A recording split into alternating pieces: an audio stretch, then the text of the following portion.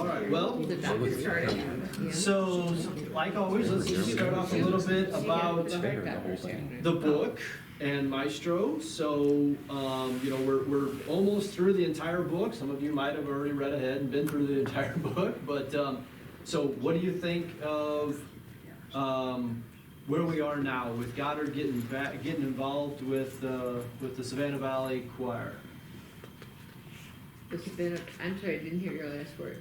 What do we think? Like, what do we think about Goddard getting back involved in music with the chorale? Well, He's a happy camper. I mean, that's his destination. That's where he's comfortable. mm-hmm. Yeah. And I know when I came here, I said, I am not joining any committees. How'd that turn out though? How long did that last? Yeah, that didn't last very So it long. just kind of depends on what you're comfortable with. Yeah. And that's his comfort level, Yep. his talent. Yeah. Did you kind of expect him to do that? Oh, yeah. Yeah. Yeah. Yeah. Kind of saw that coming. That's kind of what we were talking about last week when we talked about the climax, that sometimes it can just be telegraphed, like people see it coming from a mile away, and obviously all of you could see it coming from a mile away that he was going to get involved, even though he bet that he wouldn't. What do you think of, yes? I was just going to say that looking at it from God's perspective, if He's given you an ability or a gift, you need to keep using that. That is where you're going to be the happiest, but it's also, I think, not meaning it literally, a crime to waste that skill. Yeah, I love that. Absolutely, I agree. I think God gives us gifts, and you're right. And we spend our lives honing them, and then and that's what we hope this book does, is inspire all of you and all of the readers to kind of look back and go, gosh, I don't want to waste that. I've been given this talent, so maybe I should join a committee or two. You know. What do you think of Maureen? I mean, really busting into my room like that? I thought she was pretty pushy. Yeah, right. That's what I'm saying. But, you know, give her credit. Yeah, I mean, that's just her personality. That is true. Yeah. Yeah. Aggressive. Aggressive. That's me. She goes after what she wants. That is true. I mean, Just barges I right did in. ask him out on our first date, so Oh, I you mean, did? of course I did. Yes, he was the cute guy at the gym. I mean, Oh, that's what I was Something. asking. How'd you guys meet? the gym. The gym? Yep, I just graduated. Well, obviously we're 10 years apart. Okay. Obviously, she says. obviously, I mean, because I look so young, and Yeah. well, when I say I have a 28-year-old or Yeah, 29-year-old stepdaughter, they're kind of like, but yeah. So I was the front desk manager at the gym. Cute. My first job out of college, and this cute guy always came into the gym at 4 o'clock, and so every day was inventory day. At 4 o'clock was inventory day, so I made sure I was at the front. And She was taking inventory. I was taking inventory, and I don't even One remember. cute guy. We were talking, and all of a sudden I said, "Hey, it's my 22nd birthday today. Do you want to? My friends and I are going out to a bar. Do you want to come?" And he said, "Sure." And I said, "Well, come." Yeah. The rest Yeah, is the rest is history. history. So That's cool. And so I'll go ahead and share the rest. So I show up, and she immediately walks up and says, "Hold these for me," and takes her keys and shoves them in my pocket. Oh, yeah. So you can see, Maureen is a little aggressive. And so walking into my room as I'm getting dressed is not out of the realm of possibilities to make sure that I come to breakfast. We always joke, because obviously I find out afterwards that she did inventory every day at 4 o'clock to make sure she was at the front desk. And so we always tell everybody I married my stalker. So, Right. But she got your attention. she did. Yes, she did. Yes, she did. So it was kind of fun to write that aggressiveness, that very forwardness into that Maureen character of just pushing her way in. But there's also a message there of, I think, as you guys read that, you kind of thought Maureen needed to be that way with Goddard, right? He is in a weird space. She could tell he's unhappy, right? I mean, she's the one that said, "Hey, breakfast, we don't have to talk." So she knew that he kept disappearing and dreaming, thinking of different things, and she could tell that he was hurting. And sometimes, when I was going through my worst, I needed people to be that abrupt, or I would have just held them off and pushed back. So, so she knew that Goddard was not going to just gently let her in, that she needed to first and foremost say breakfast at my place, and then she went and got him, to make sure that he was coming to breakfast, because she knew that he needed that time. So, yeah, it was fun to write all that in there. What else? Anything else stand out so far? What else have you? Oh, go ahead. Sorry. I thought it was kind of interesting how, this is his talent, is, being the director, and how he had the feelings of different people. He knew what different people could do, and he had the trust in them, that he could bring it out in them. Yes. Well, that's what he had to do as a conductor. You're right. I Absolutely. mean, that was his job. Yeah. Yeah. But Yeah. he But knew he that did it they outside could the do this. Yeah. Orchestra also. Yeah, so I love that you picked up on that. So that is the big thing about the character. The reason that my character in our book is portrayed as the maestro is because the way I ran my different companies. When we were telling the Mark Victor Hansen team, like, our story, and I was talking about my businesses and how I looked to, I didn't care about people's college education. I didn't care about anything. I just wanted the raw talent of people. I wanted to know their heart and their minds and put them in the right places. And I was able to build some very successful businesses based on realizing people's potential and pouring into that potential. And as we're telling all the stories and everything, I think it was Mark himself that said, you're a maestro. And because a maestro has to find that and pull that talent out of each and every individual. I think we talked a little bit about it last week, that when a maestro stands in front of 100 people, he has to get the best out of each and every one of them to pull off the perfect concert. And he doesn't get that opportunity to say, you know what, we're just going to get this done with the string section this week, right? And in business, a lot of times, businesses look at it and go, you know what, let's just focus on marketing, So having that holistic view of people's potential, like you said, is why the character wound up being a maestro. Because guess what? I can't play a single instrument.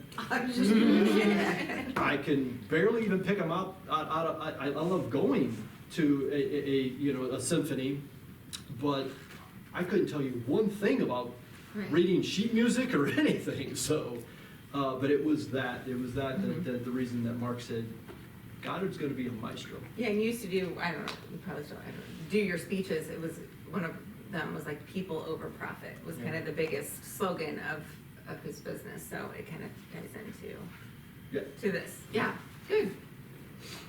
So do you think Goddard has changed through this whole, think about the day he walked in to Savannah Valley and just said, leave me alone, I'm going to my penthouse, to where he is now. Like, I mean, we never really say exactly how long it has been, but it hasn't been a substantial amount of time. That just see how his character has shifted when you put him in his comfortable setting around people that want to pour into him and all of that, how his just mindset of what retirement, what he originally wanted got crushed, then he walked in and thought he knew what he wanted to where he is today. Well, when you say he thought he knew what he wanted, he really didn't know what he wanted. True. But by the same token, the people there did not allow him to do what he thought he wanted to do, because they kept saying, oh, come to dinner, we're going here, we're going there, and involving him. So, but he was willing to do it. Yes. Yep. So it's okay, I'll give this a try. And the more he tried, the more he came out. I think something else about he was, if we remember back in the beginning, he was tired. He had just wrapped up his final tour, right? He just flew from out on the West Coast to Savannah Valley. He was done. So if you think about, and where I was in my world, I was performing because I had to. I was so entrenched in my business, it was no longer fun. It wasn't like in the beginning when I was building the business, I was in a place where now the business was almost running me, right? So all of his performances and stuff, it was not fulfilling. And now he's in an environment where these people don't want anything from him, but they would love his opinion, right? They would love, and I think what you're saying is the rebirth of Goddard's love that I think he lost in big performances. His love of the people and of the small, intimate settings like in Savannah Valley. So I think that, and we'll talk more. We won't have much time to talk. You know what? Maybe that's true. We won't have much time to talk next week because Mark, we tell him 30 minutes. I can promise you it'll be at least 45 minutes he'll talk. But I don't want to give it away either because just in case you haven't read ahead. Has anybody, have all of you finished the book? Yeah? Okay. So you know what happens in the end there. So I will tell you that, you know, what the next book that we're writing is, the next one of Maestro is going to feature more of Maureen's story, but you're going to see where this one left off, that Goddard has refound his spark, his purpose in life, and the people at Savannah Valley, the experience of Savannah Valley is what did that for him. So you're right. I mean, he's found it again, and now he's back in love with that. So. Well, you wrote what we're supposed to talk about in the preparation for week Yeah, I 6. know, but we're not gonna. You know, we're not gonna have time. We're gonna have like 15 minutes to wrap everything up, and then Mark Yeah. next week. Well, so if you, obviously you finished the book, so we don't have to worry about not spoiling it for you. Yeah. But what the takeaway from the last 2 chapters obviously is, even though that the part of Maureen performing wasn't the climax was Goddard agreeing to do the crown. There's a little twist at the end, and so that was kind of what made it fun, exciting afterwards, and so it kind of sets for a sequel. So if you're writing your book or your story, fiction or nonfiction, it doesn't have to end with, and then the vacation ended. Or, you know, what you can always add something to it, so then when you feel called to write another part of your story, you have that segue into it. So that's kind of what we wanted to showcase on that. What happens within your story? What is the feel good when you're thinking about your story? Biggest thing that, Yes. page 6. I Tab- should have yeah, said the that. tab- That was my tab bad. 6. Tab 6. What is the feel good message? Sorry, tab 5. 5. So, no, Tab. 5.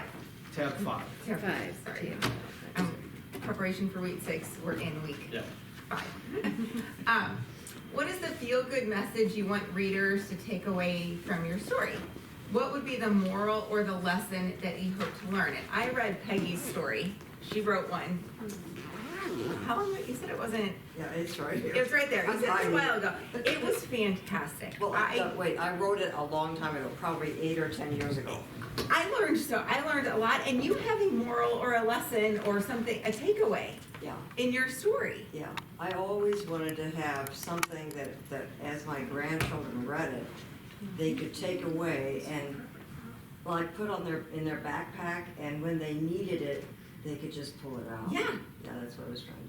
And it was just how important family was, and how important, you know, your relationship with your dad. It took all of that in your story, with some funny parts in it, and some sad parts, Yeah. and some serious parts, and some interesting facts about history too, that I was like, oh, I want to know more about gimbals. Like, I would want to research about that, because you wrote, you know, the connection Well, there. you're very kind. Your words are very kind. Okay, it's very nice of you.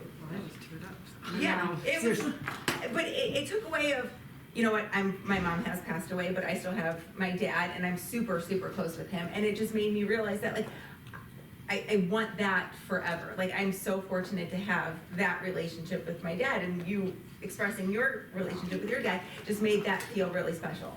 But also when you bring up your mom just passed away, Mhm. the thing is that there may be issues within you that have not yet been resolved.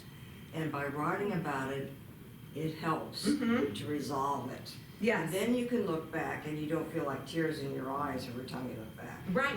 Yeah. And hopefully, your grandchildren, if they have a problem that is a problem for them in their lives, they will look back and say, well, my grandmother was able to get over it eventually, and in that part, I was talking about when my dad died. Uh-huh. And every night for about 9 months, I would have big battles in my prayers at night.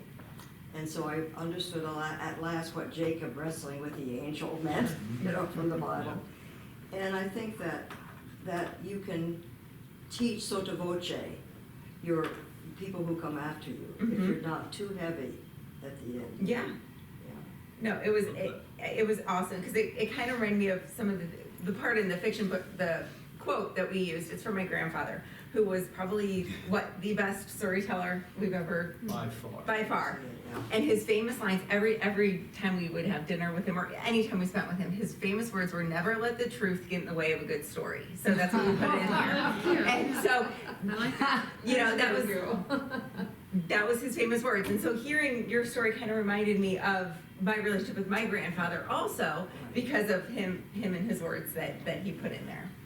Yeah, Stan, we called him Pop, is one of the really big reasons we're doing this, and it is we want to get into as many retirement communities as we can to just encourage you guys, please write your stories, because Pop had 1 million of them, and the only way that we know of them is we've heard them. We need to write them down, right? Because he didn't, and he was, if you could just picture this man, he was a Jewish man that ran a deli in U City, and Bob Costas from St. Louis, right? Yeah. Yes. Yeah, I guess Yeah. him and the Bucks. Yeah. So Bob Costas was one of his best customers, would come in every day, and them two would just sit there and tell stories, and Pop was the entertainer in the deli, while Mom, her grandma, did all the work. That's typical. Yeah. Exactly. And so he had 1 million stories, and every time he would tell the story, all the way up until he died, he'd tell me a story. It's like, Pop, that was totally different the last time you told it. You never let the truth get in the way of a good story. So, Yeah. So, just thinking about that kind of stuff is like to Rick's point, why we want this, because we have nothing. It's just in our heads and we'd love to be able to have, if we could look back, we wish we had something tangible from my grandparents to give to our kids and grandkids. So, but yeah, that was kind of the reason that we decided to pursue this. okay. So with the following actions and resolutions. So as you're doing yours, think about, like Stacie was saying, the moral, the lesson you hope your readers learn. How will the end of your story inspire others? So the example that I put in here is, again, just using my own personal story throughout this, is that after a year of reflecting and pulling myself out of what seemed to be a constant state of depression, I discovered I wasn't done. All that I had learned, all that I had endured, all that I had felt was not all for nothing. I realized I had more to give. It's this reason I started my latest business venture called Vital Life, a life focused on what's truly important, essential, and treasured. So, as the climax we talked about last week, as my falling action and resolution, the story that I was telling throughout all of this and the examples was the day I had learned I was about to lose everything, right? So the moral of the story, what I want to let my readers know, my grandchildren, my great-grandchildren, is that it was all not for nothing, right? And I put in here the little twist that I had started a business venture called Vital Life, okay? So Vital Life is the latest business that we've started, and hopefully that business will be a big part of my legacy. So as my life continues on, this story will introduce the stories I will continue to write about the experiences we have out there doing this vital life. So there's my little twist introduction, kind of like we did with Maureen, where Maureen all of a sudden sang and was beautiful at it. So, where do you start, right? So what is the last thing you want your readers to know about? The story event you are telling. So as you're starting to, as you're writing and you've hit the climax, and you don't want to just go, okay, the end, and you start to wind that story down, and again, like Stacie said, maybe that winds up leading to another story, kind of like I did here about Vital Life. What is it that you want your readers to know about the story? So what is it that you want them to take away from the story? Think about what you want your story to wrap up at least before the end. So again, think of the falling action and resolution, the winding down of the story, if that makes sense. Does that make sense at all? Like so you thought you started, you introduced your characters, your setting, you had your action, what the story was about. Now you have your moral and your lesson and the close, right? The put the bow on, tie it up, make it pretty. Yep, check all the boxes and then pass it along. That's I think we were referring to on that part. Yeah. So it doesn't have to be, and sometimes stories, I mean, Peggy's, for example, that I was reading, it always doesn't have to be happy at the end. You know, there's some things that we're writing about, some people, when we did this through the church small group, there were some pretty tragic stories that people wanted to share. So just because it's the end doesn't mean it has to end like a fairy tale or a Disney movie where everything is pretty and beautiful at the end. It can end with a harsh reality, but something that you still want your readers to take away from. You right? Is that what you're saying? If it ends too much of a fairy tale, it truthfully, even if they're not big readers, they'll know it's a fairy tale. Correct. Right. You don't want to do that. Yeah. Yeah. Because then it takes away the whole, all that work that you've done. What's the point of it? What's the point of it? Yeah. Yeah. So that's kind of a thing that we also want to take away. It's just because it's a story doesn't mean it needs to be, it'll be pretty because it was heartfelt and meaningful, but it doesn't always have to end with, they lived happily ever after. No. Any questions with that? The end should be probably the easiest part. You agree with, yeah, if you are writing notes or story, the end typically is the easiest because there's not much you have to do to it, right? You just gotta maybe cross your T's, dot your I's, make sure everything fits in the puzzle, and then move forward. So I'm hoping if you decide to choose to write your story and you come to this far, this should be pretty easy to do at the end because you've done all the hard work leading up to this part. You can have fun with the end. So on this page here, where it says The next memoirs, page. memoirs made into autobiography. So it's like kind of the last example we give you that if you take everything, each step that we've done so far, and when you combine it all, it actually turns out you've written your story. So I'll give you just a little example of this page here. So if I was to start out, so that the heading of this story that I'm writing is you will face things in life that you believe are impossible to overcome, only to learn they are all part of your plan. I was born in a small rural town 45 minutes outside of St. Louis. There wasn't much around at the time, but it was home for the first 18 years of my life. My parents were a young couple, as was fairly normal back then. They didn't have much, so our first house was a makeshift home in my grandparents' garage. So if you remember, we talked about settings and characters, and I used that example. So I would have written that down, and then the ... is, now I would elaborate on that, right? So I would fill in those blanks. But then we talked about characters and connecting them to who we are. Paul, my grandfather, was instrumental in my upbringing. He taught me the importance of work ethic. I spent countless days following his shadow around the farm where we grew up. He seemed to have 20 red and black plaid flannel shirts that he wore like a uniform. His only accessory was a wood grain pipe that if he wasn't smoking was tucked safely away in the breast pocket of his shirt. He was a tough man, a strong man.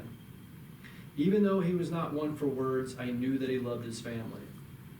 So then I would go on from there and talk more. I would just start writing some more about my grandfather, our farm, and my upbringing. So school was not easy for me. However, the fact that I had to work twice as hard as everyone else set me up for my future success in business. I knew at an early age that if I was going to be successful, I would have to outwork and outthink everyone that got in my way. And again, I would talk a little bit more about that.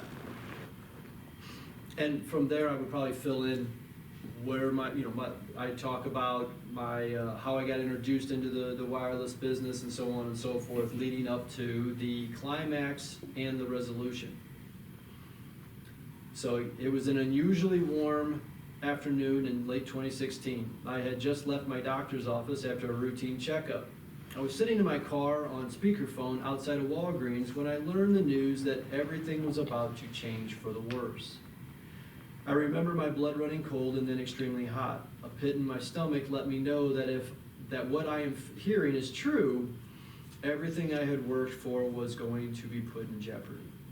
I had spent the past 22 years growing a business that spanned 13 states and 120 locations with 800 plus minus employees, and the changes coming in 2017 by the parent company could bring it all to an end. The business I had built was a series of retail stores that sold the goods and services of a very large telecommunications company called AT&T. I was the third largest in the country, but was their number one retailer in several sales KPIs, key point indicators. I had been asked by AT&T leadership to grow my operations nationwide. By doing so, I left myself and my company vulnerable to things I could not have predicted but should have.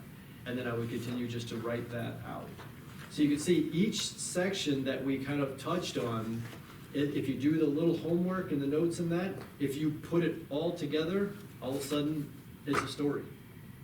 So I think when we started out in week 1, we asked who wanted to write their stories and tell about the events of their lives, and everybody raised their hands. And then we asked, just who, but the problem is nobody knew how to get started, right? So if you go through each one of these and just go through each section and do a little bit, believe it or not, by the time you get to it, because all I did is I took all the examples of each one and I combined it into a story. And then all you do is just start filling in, leaving yourself room to write a little bit more whenever you remember something. Does that make sense? Yes. Now, if I remember, you told us to elaborate more, so that Yes. first paragraph would have become several pages Yes. as you described each of those sentences with more adjectives and so forth, correct? Yes, I would have gone into more detail about that garage and the fact that, that my parents didn't have anything, obviously, but I would have went into the fact that they were building a house while we were living there, and it was about a 45-minute walk down an old gravel road with just nothing but fields and pastures, and when you walk down the road, you pass through 2 ponds, one on each side. I would have gone into, I go into a lot of detail filling in between the fact, and then I jump into Paul, my grandfather. So I would say, that it was my grandparents' garage. So I would fill in all that, and then I would start talking about Paul and how I used to follow him around the farm. And then from there, after I got done with that, I'd probably talk about my grandmother and how she cooked us a meal every morning. I would eat breakfast at her house every day, at lunch and dinner. Before we go back to our little makeshift house. And then I would talk about school and the fact that school was not easy for me. And then I would talk about the fact that I forgot to go to college, that my grandfather taught me work ethic, so I kind of went to work and I started to develop a sense of love for money. And I realized that I wanted to work more than I wanted to learn. Now, whether that served me well or not, sometimes it does, sometimes it doesn't. But, and then that would have led me to, I went to work right out of high school with a landscape contracting company, and then would have talked about my first wife and divorce, and that led me to the AT&T business. And I would have talked about that, and then eventually getting all the way to, it was an unusual, so that, when I fill in all these blanks, this is probably a 20-page story in my overall book. Yeah, very good. These are, what we've taught you so far is just how to get started. And then get the basics down, and then from there you can just elaborate all you want, and just, you know, like Peggy did with hers, get lots of details in there, because all of a sudden the reader. That's what I was going to say too, as you were talking. Mhm. When you said the sentence about your grandfather, and then I was thinking, and if you had a little teeny, not huge vignette about that illustrates that, that brings it home to the reader. Yeah. You know. Yeah. And it's more fun for everybody. Yep. To know all that, yeah. Yeah, I mean, so like they said, your family is going to be very interested in reading this about about you, and they're going to be able to put themselves there with you because the amount of details. But here's a person that doesn't know you at all was still able to like put herself in your story and go, it's like I'm there. Yeah. And that's exactly what you want to do is let your readers. And I just drew a blank. The lady that gave me her story last week. No, it was Judy. Wasn't it? Judy. Judy. I was going to tell Judy that I want her to go back and use this to add to her stories, because she did a good job with describing this scene. But I emotionally was not there. She left out all of her emotions. She left out like what she was thinking and feeling. And I think her family is really going to want to know when she's standing there at Cape Cod, looking out. What is she thinking? What is she feeling? Where and She was at Cape Town, wasn't she? yes, in Africa? Cape Town. Yeah, Yes, yeah, sorry. yeah. Yes, Cape Town. And the whole trip. I was along on that trip. She did a good job of detailing out, like, I was along with her, but emotionally I was not connected, and there was a lot of characters she didn't connect. So I think if she, and we touched on it a little bit last week, we used one of her paragraphs as an example. We could have wrote a whole page on that one paragraph, right, just by filling in the details. So hers is 29 pages. If she went back and applied all this, I can promise you that is a 40 to 50 to 60 page book. About that trip, About right. that trip Yeah. in her life. And it's. But what was her purpose when she wrote it? It was her month in Africa. Right. Yeah, it was her 60th wedding anniversary. Yeah. And so what I gathered from it is every day she would document what they did and experienced. And so it's like a bunch of little snippets that can be made into this amazing, like she could walk us through this journey. It would be But again, I think that when you write something, it's really a good idea before you start writing to have in mind what the purpose of it is. Exactly. In the case of hers, it was to tell you what they saw. And I thought, I read it too recently, and I'll have to say, I said to her, because I've had a lot of trips all over the world, okay? None of my stuff is nearly as good as that. I mean, it doesn't have the detail that she has about the trip. But again, that was the purpose of her writing. So as anything, when you start a business or when you're writing a memoir or a piece of paper, you want to know what the purpose is before you start. Yep. Sure. I thought she did a really good job. Yes, she did. Honestly, Yeah, absolutely. Yeah. But not as a memoir, okay? So in rebuttal to that, sometimes you don't know what the purpose is. Pardon? You're right. Sometimes you don't know what the purpose is Mhm. when You you start just write a writing. journal like every And day. you just have to start putting down things, and then you can figure out maybe what the purpose is. I don't know, I usually say, okay, what do I have to do? Why do I have to do it? That's what gives you the purpose right there. Gotcha. But anyway, I just have to say, it was honestly so much better than anything I have ever written when I've traveled. Yeah. because she had so much terrific detail. Yeah. How could she could remember all this? I do not know. I think she Because read every every time I day. get back from the trip, and now Yeah, I she just kept a fall journal. asleep. She kept a Well, journal. She she's went got because scrapbooks. she told scrapbook- that. I mean, she's been Yeah. everywhere. She what? She's got scrapbooks. I mean, boxes. Oh, I mean, Yeah. Very yeah, detailed, but it was I mean, so good everything. compared to, as I said, but that was her aim, you Yeah. know. Whereas this, my aim, because the name of the class was writing your memoirs for your grandchildren, that was my aim. Yeah. Luckily, the teacher put the aim up on the Yeah. board. Yeah, and so what I would love is that, yeah, her purpose was to just document Yeah, it was, that yeah. trip. And that's why I'm saying, if she uses this process, I think she can actually take that documentation and turn it into an amazing story by putting her feelings in there, like, 60 years, like she was standing there looking out and thinking about 60 years with the man I love. You know what I mean? Because her great-grandkids are gonna be like, wow, 60 Yeah. years. And her, but I love that, because you could, when you're reading it, she did a great job. When you're reading it, you can feel when she gets angry.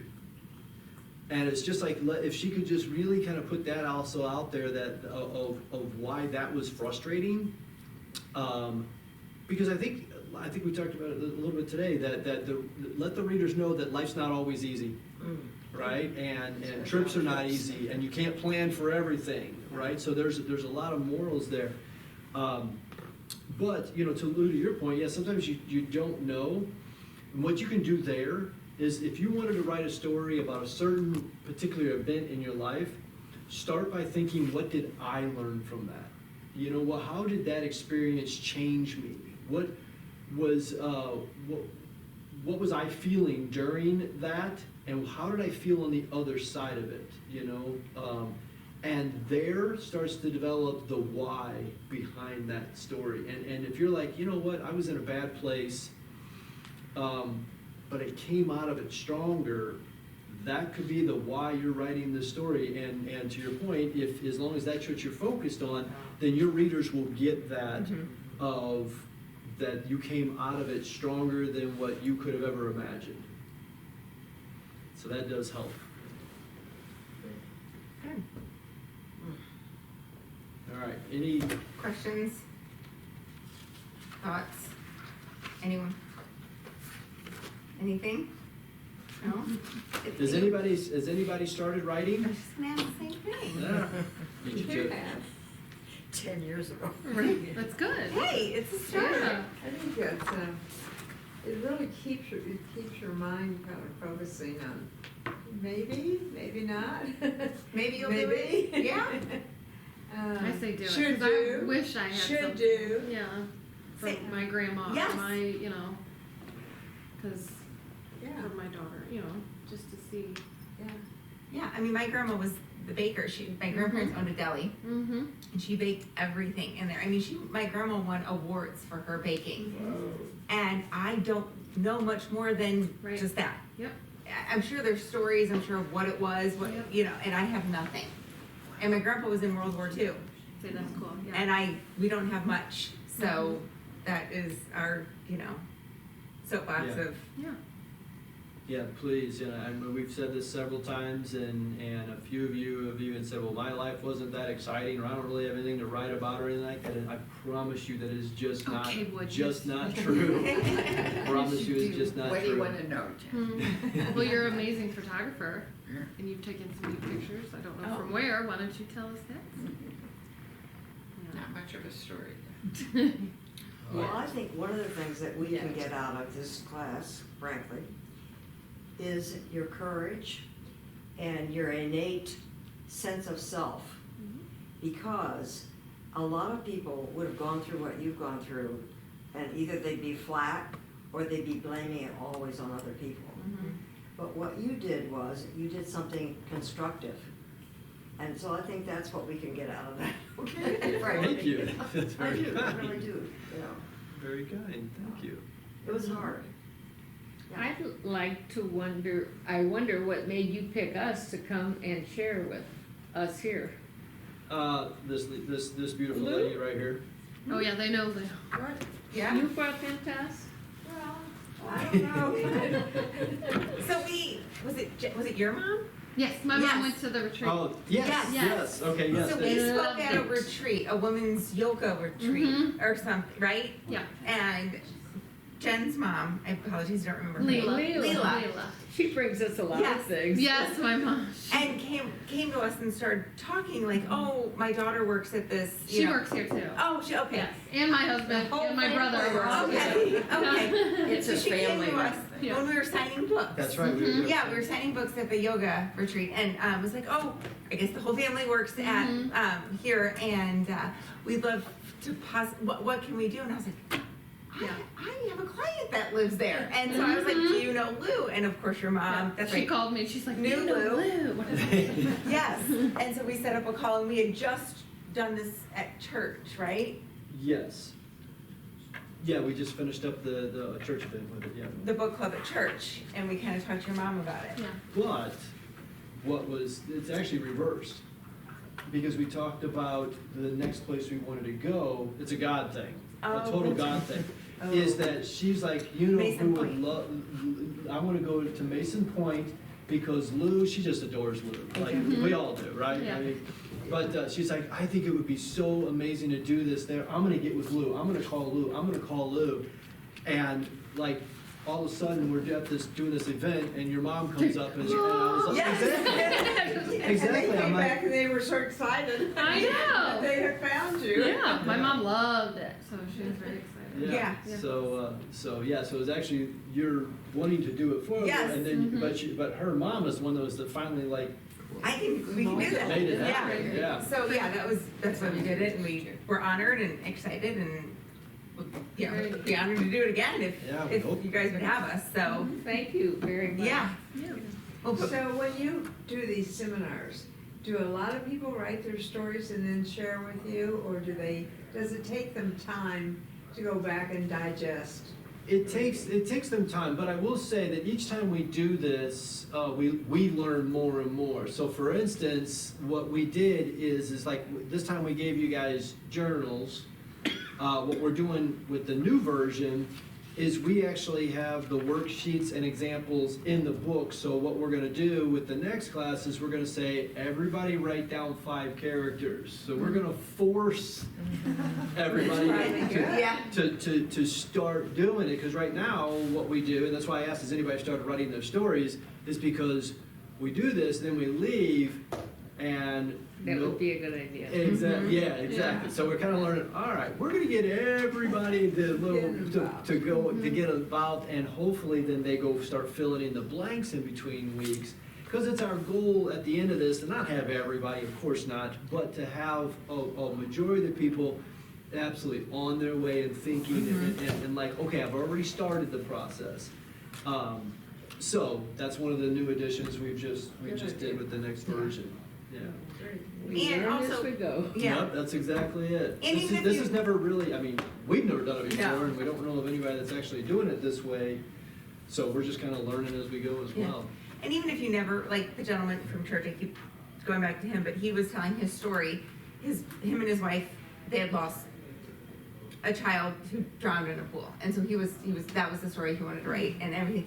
And so he went home and was telling his wife about this is a story, and this happened years before this. And so what I found fascinating was him and his wife were telling the story, the same story, because they experienced it together, but he learned how she was feeling during that time, and he learned, and vice versa, that they said 20 years, they never really had those conversations of what actually happened during that time together. So it brought their conversation to where they could both write that story They sat there and cried for hours. for hours because they never opened up to each other about what that tragedy felt like for each other. So that was very interesting to us to be like, even if he never physically wrote it, the connection that him and his wife have now that they took this opportunity to share that was very powerful. For a couple to lose a child is so traumatic that the communication is, Yeah. we've done it, and you can never, Yeah. although Yeah. you live through it, and a Uh-huh. lot of couples don't. Right. The percentage that separate is very high Uh-huh. compared to the couples that make it through. Yeah. Right. Yeah. Yeah. But you can make it through and still have what is called a railroad track marriage, which is, Yes. Yes. Called Very roommates. And they, Yeah. Right, I've Yeah. heard that one. Yeah. and yeah, you're right, and that was so hard, yeah, so they, Never heard that before. I haven't they, heard that this either. forced them to open up to one another, because they were writing about it, right? Yeah. So they're like, well, wait a minute, And maybe I they remember were this one. ready to do that. Yes. Yeah, Or they couldn't exactly. have done it. That's many what I- years that's what I ago. said. They We were had- ready. and we had Got another- it right there. In we- other words, I think it takes a person sometimes a whole lifetime to process what happens to Right. them, Yeah. so that they can look at it from a distance instead of being immediately torn up when they talk about it. You know what I'm Yeah. saying?